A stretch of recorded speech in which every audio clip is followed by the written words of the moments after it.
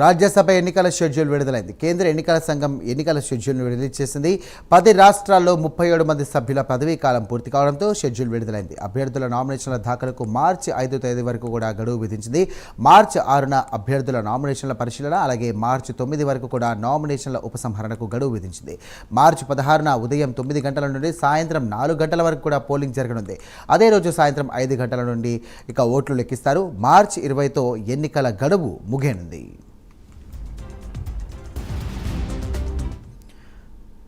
ఇదే అంశానికి సంబంధించి మరిన్ని డీటెయిల్స్ అందించడానికి మా కరెస్పాండెంట్ అజీం ఫోన్ ద్వారా సిద్ధంగా ఉన్నారు. అజీం, రాజ్యసభ ఎన్నికలకు గాను election commission of India schedule ని విడుదల చేసింది. మొత్తం 37 స్థానాలకు గాను ఏదైతే ఈ ఎన్నికలు జరుగుతాయి అందులో 10 రాష్ట్రాలకు సంబంధించినటువంటి ఎన్నికలు జరగను. అందులో మహారాష్ట్ర, ఒడిశా, తమిళనాడు, వెస్ట్ బెంగాల్, అస్సాం, బీహార్, ఛత్తీస్గఢ్, హర్యానా, హిమాచల్ ప్రదేశ్, దాంతో పాటు మన తెలంగాణ రాష్ట్రంలో కూడా 2 రాజ్యసభ స్థానాలు కూడా ఖాళీ ఉన్నాయి. అందులో డాక్టర్ అభిషేక్ మను సింఘి అలాగే సురేష్ రెడ్డి బీఆర్ఎస్ సంబంధించినటువంటి 2 స్థానాలు కూడా ఏదైతే ఖాళీ కాబోతున్నాయి. సో ఈ నేపథ్యంలో తెలంగాణకు ఖాళీ అవుతున్న 2 స్థానాలకు గాను ఎన్నికలకు షెడ్యూల్ వచ్చింది. ఏప్రిల్ 9న ఖాళీ కానున్న అభిషేక్ మను సింఘి, సురేష్ రెడ్డి స్థానాలకు గాను ఈ నెల 26న నోటిఫికేషన్ జారీ అవుతుంది.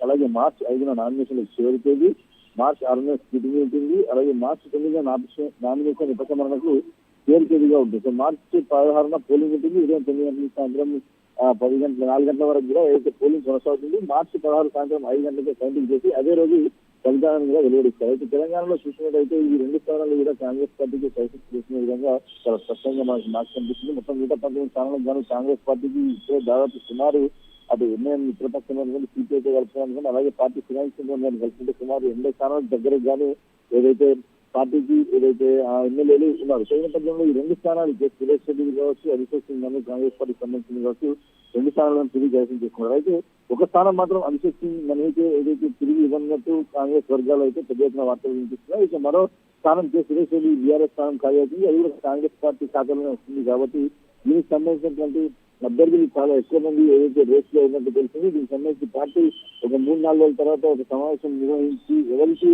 ఇవ్వాలి, ఏ సామర్థ్యాన్ని ఆలోచన చేసుకుని ఇవ్వాలి అనే దాంతో నిర్ణయం చేస్తుంది. సో మొత్తానికి 2 స్థానాలు కూడా కాంగ్రెస్ పార్టీ కైవసం చేస్తూ ఉన్నట్టు మనకు తెలుస్తుంది. Thank you Azeem.